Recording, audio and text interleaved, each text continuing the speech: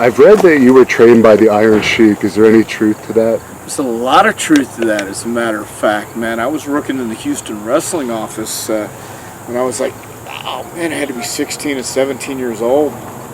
Actually, I worked there from the time I was 16 to 20 when I started wrestling.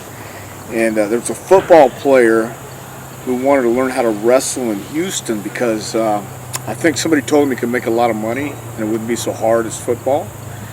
And Gary Hart used to come in every Friday morning and go over the matches with Paul Bosch before the show, and then he'd go down and do the show Friday night. Well, the Iron Sheik was in the territory. He was wrestling as Muhammad Farouk.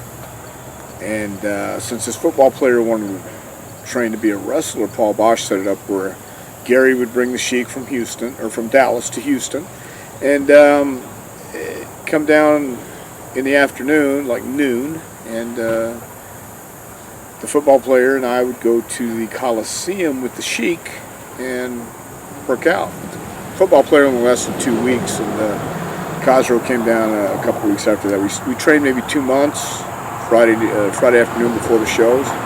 And I always kept my gear in my trunk anyway because I wanted to wrestle, and Paul knew I wanted to wrestle, so I was ready for anything, man. But yeah, that's kind of what happened. And after Sheik left the territory, I trained with Nick Kozak and Joe Mercer.